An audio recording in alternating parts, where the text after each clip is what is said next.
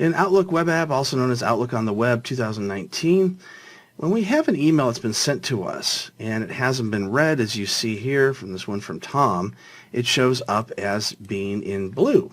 And it also shows up as a number next to whatever folder it's in. You can set up defaults that will make this more to your liking than the default that comes with Outlook Web App by clicking on the gear at the top and going to Options. And from here, we'll click on Mark as Read. Now, you see a few different options, and the default one is Mark items as read when the selection changes. So when you go to click on another email, for instance, then that item will be marked as it has already been read. You can also say don't automatically mark items as read. So in other words, all emails will continue to show up as unread forever until you make a change.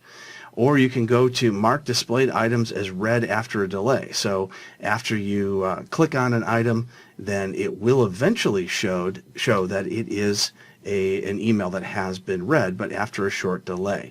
And you can choose the number of seconds. By default, you see here that it's set to 5.